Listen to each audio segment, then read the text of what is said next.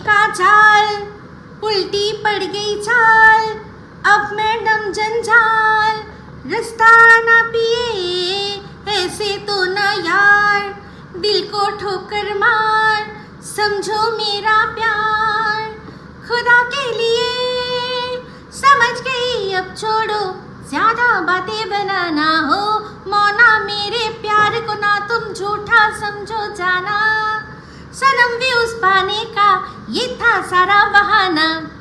High, আমি Ipsita, welcome back to my channel. চলে এসেছি আবার একটা নতুন ভিডিও নিয়ে। তো আজকে ভিডিওর শুরুতে ইন্ট্রোডাকশনে যে গানটা গাইলাম সেটা কার জন্য গাইলাম? এইটা গাইলাম আমাদের প্রিয়া ম্যাডামের জন্য। তো প্রিয়ার একটা ভিডিও দেখলাম যেটা কিনা ডেলি ব্লগ, তার মাঝখানে এমন একটা ওয়ার্ড লিখেছে থাম্বনেলের মধ্যে যার জন্য দৌড়ে দৌড়ে দৌড়ে দৌড়ে যেতে বাধ্য হলাম। ওয়ার্ডটা কি? কিছুই না, পরকীয়া। এই একটা ওয়ার্ডেই বাজি মাত করছে সবাই। যার যার থাম্বনেলের মধ্যে এই একটা ওয়ার্ড লেখা থাকছে সেখানেই আর কি পিল পিল পিল পিল করছে মানুষ, দেখতে যাচ্ছে কি হয়েছে কি হয়েছে কি হয়েছে।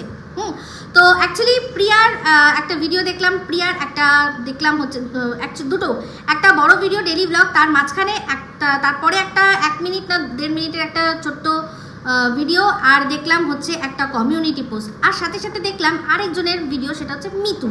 তো এই সব কিছু দেখেই ভাবলাম যে কিছু কথা বলা দরকার আছে। তো এই পরকীয়া ওয়ার্ডটা জানেন যে এখন কি সাংঘাতিক, মানে তুষের আগুনের মতো, মানে দাবানলের মতো ছড়িয়ে যাচ্ছে। তো এই পরকীয়া নিয়েই গতকাল রাত্রে আমি যখন লাইভ করছিলাম আপনাদের সাথে শেয়ার করেছি, আর আপনারাও সবাই এতক্ষণে মনে জেনে গেছেন যে উত্তরবঙ্গেরই একটা ঘটনা, মনে হয় মোস্ট প্রবাবলি যদি একটু ভুল না করি কুচবিহার জেলারই একটা ঘটনা, যেখানে কিনা প্রিয়া থাকে, সেখানে চাপড়া বলে একটা জায়গা, সেখানে দেখলাম একটা ভিডিও ভাইরাল হয়েছে, সেখানে একটি মেয়েকে রাস্তায় ফেলে একজন পুরুষ, বলতে তাকে আমার একটু ইচ্ছা করছে না, একজন মানুষও নয়, যা হোক একজন নেতা, কোনো এক নেতা, সে বেধড়ক মারছে আর সবাই চুপচাপ দেখছে। ওখানে যতজন মানুষ ঘিরে রয়েছে সবাই চুপচাপ দেখছে আর মেয়েটি যন্ত্রণায় কাতরাচ্ছে। আর এই দৃশ্যটার ঠিক পাশাপাশি একটা দৃশ্য আমাদের দেখানো হচ্ছে তুলনামূলকভাবে, সেই দৃশ্যটা আফগানিস্তান, যেখানে কিনা তালিবানি শাসন চলে, সেখানেও একটি মেয়েকে হাত পা বেঁধে একজন নৃশংসভাবে মারছে। তো পাশাপাশি দুটো যখন দৃশ্য দেখাচ্ছে ধরতে পারছি না কোনটা আমাদের দেশ আর কোনটা আফগানিস্তান।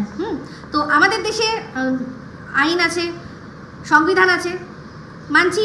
আফগানিস্তানে সেখানে ওদের তালিবানি শাসন, ওদের অন্যরকমই শাসন, ওদের কি শাস্তিবিধান সেটা আলাদা, কিন্তু সেইটাই যদি আমাদের এখানে হয় তো সত্যি আশ্চর্য তো হব। তো ঘটনাটা শোনা যাচ্ছে যে মেয়েটি পরকীয়া করেছে, কিন্তু আদৌ সেটা সত্যি কতটা নয়, সেই সমস্ত কিছু তো বিচার করে তারপর তাকে শাস্তি আইন দেবে, আমাদের দেশের সংবিধান দেবে। আমাদের দেশের সংবিধানই লাস্ট বলছে যখন পরকীয়া যে করেছে তার জন্য শাস্তি, মানে জেলটা হবে না।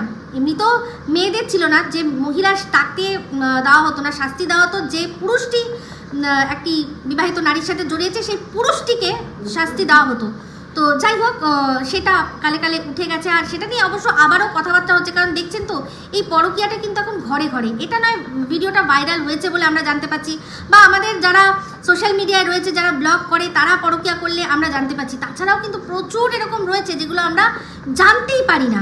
কিন্তু এটা একটা সত্যিই সামাজিক ব্যাধি বা অবক্ষয় হিসাবে মানে রীতিমতো সমাজের মধ্যে ঢুকে যাচ্ছে। এটাকে কোনোভাবে আটকাতে হবে, তবে তার জন্য এরকমভাবে মানে রাস্তায় ফেলে একটি মেয়েকে মারা, এটা কোনো রকমভাবেই সাপোর্ট করি না।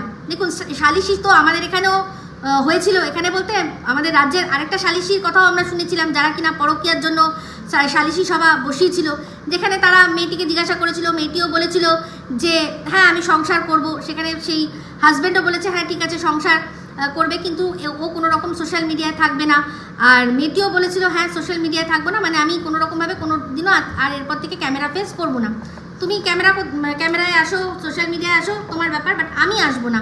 সেটাতে রাজি হয়ে গেছিল হাজব্যান্ডও, দিয়ে নতুন করে সংসার পাতার, নতুন করে সংসার আবার শুরু করার অঙ্গীকারবদ্ধ হয়েছিল। তারপর পরবর্তীকালে সেটা টেকেনি। ঠিক আছে, আশা করি বুঝতেই পারছেন এটা কার কথা বলছি, সন্দীপ পাটিনের কথা। তাদের ক্ষেত্রেও কিন্তু সালিশি বসেছিল, কিন্তু সেই সালিশি সভায় যারা বিচার করেছিল তারা তারাই সত্যি মানুষ, কারণ তারা মেয়েটির পক্ষও শুনেছে, ছেলেটির পক্ষও শুনেছে, তারপর দুজনের কাছ থেকে তাদের মতামত নিয়ে তারপর তারা তাদের বিচারটা শুনিয়েছিল। এটাকে বলে আসল বিচার।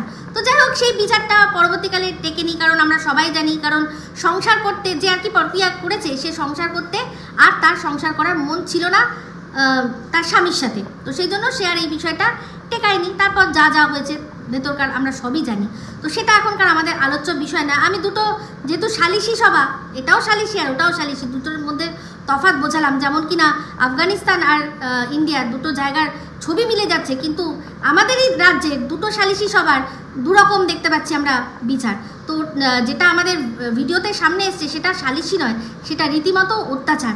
সেটা কোনো রকমভাবে মেনে নেওয়া যায় না, কারণ এটা আমাদের সংবিধান অধিকার দেয়নি।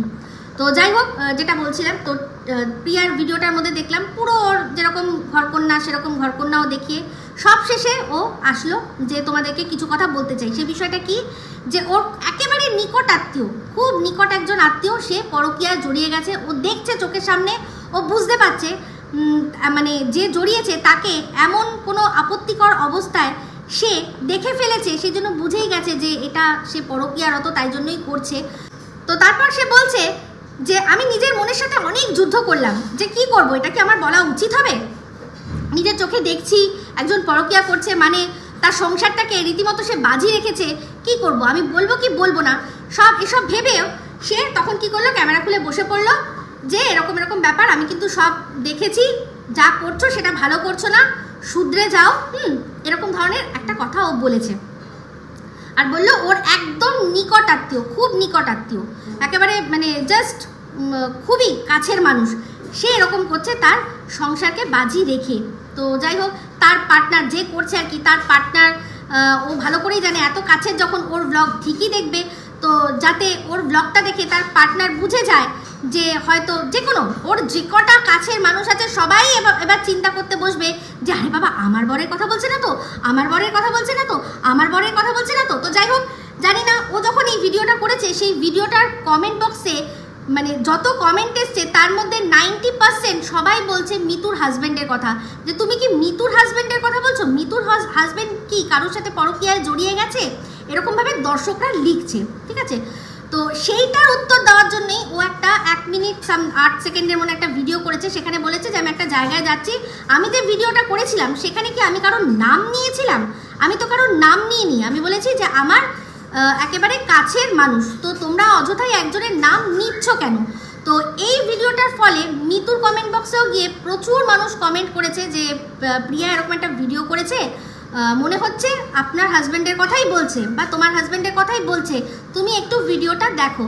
তো তারপরে দেখলাম মিতু হঠাৎ করে একটা লাইভ করেছে, লাইভ করে বলেছে যে না আমি জানি না কে কি বলেছে, তোমরা কোথায় কি শুনেছো আমি জানি না, তবে তোমাদের যদি মনে হয় যেটা আমার হাজব্যান্ডের সম্পর্কে কথা হচ্ছে, তাহলে আমি বলবো আমার মনে হয় এটা নয়, এটা আমার হাজব্যান্ডের কথা বলা হয়নি।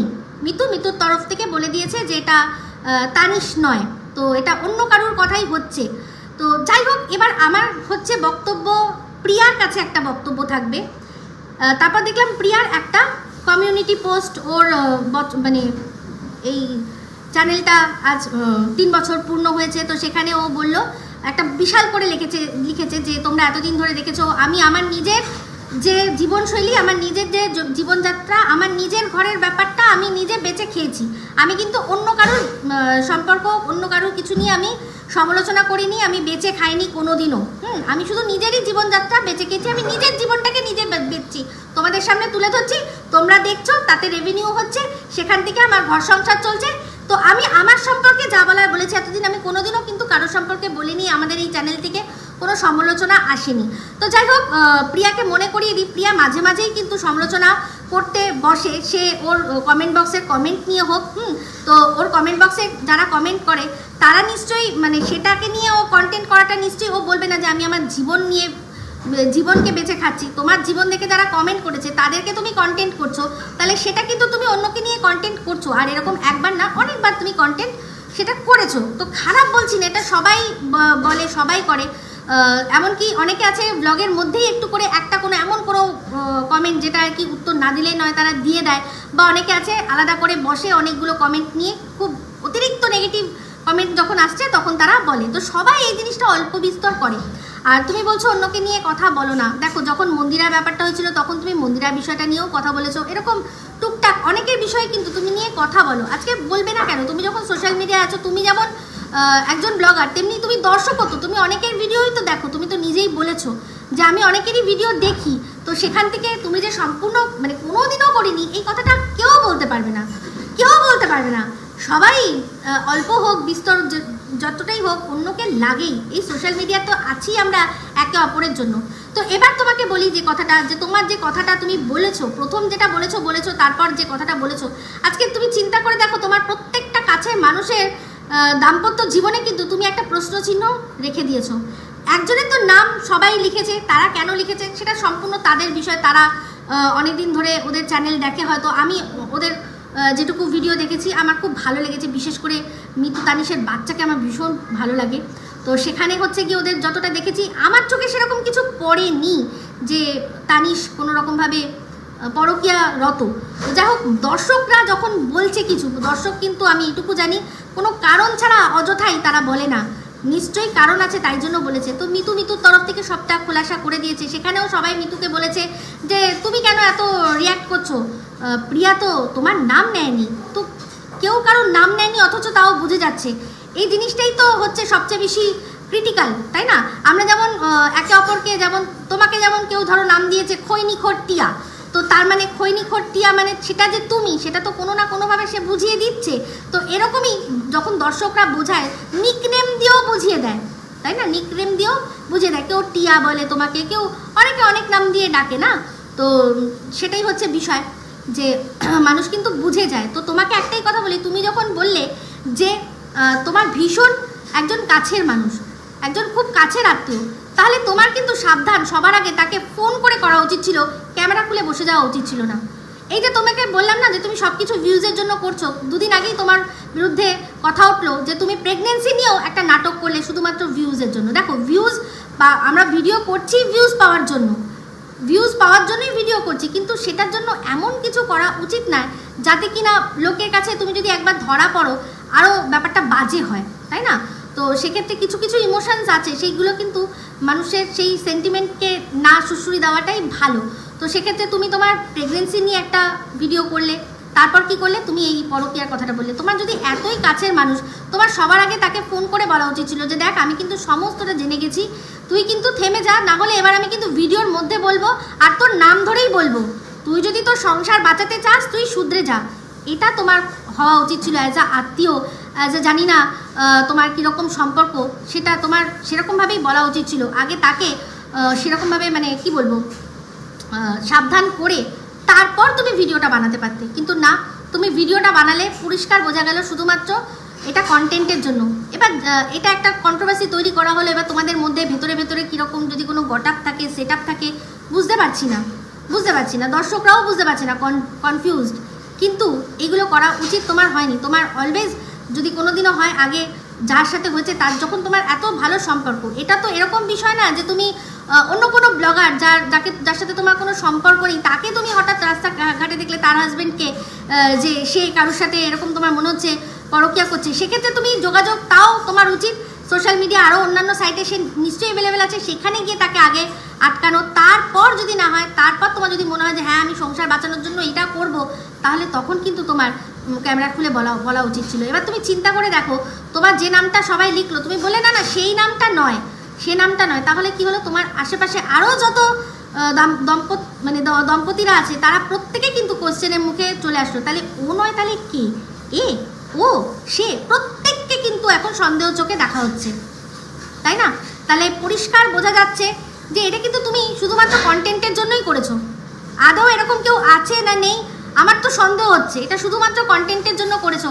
আর না হলে তোমার আশেপাশে যারা আছে তোমার খুব নিকটাত্মীয়, তাদের সংসারে এতক্ষণে আগুন লেগে গেছে, তাদের বউরা সব তাদের বরদের ফোন টোন সমস্ত কিছু খানা তল্লাশি শুরু করে দেখতে হয়তো শুরু করে দেবে যে দেখি তোমার কারোর সাথে কি সম্পর্ক আছে কিনা। তো আমি জানি না, এই বিষয়টা খুবই সিরিয়াস। তোমার এমনি কলটা ভালো, তুমি একটা সংসার বাঁচাতে চাইছো, কিন্তু এইভাবে সংসার বাঁচে না, এইভাবে তোমার ভিউজই হলো, সংসার কিন্তু বাঁচবে না কোনো রকমভাবে। তোমার তাকে ফোন করে বারণ করা উচিত ছিল, ঠিক আছে? তো যাই হোক, এইটুকুই রাখলাম ভিডিওটা, এইটুকুই বলার ছিল আমার, আর বিশেষ কিছু বলার নেই। এই ভিডিওটা ভালো লাগলে অবশ্যই লাইক শেয়ার কমেন্ট করতে ভুলবেন না। যারা চ্যানেলটা সাবস্ক্রাইব করেননি তারা সাবস্ক্রাইব করে নেবেন। সবাই ভালো থাকবেন, সুস্থ থাকবেন, টাটা।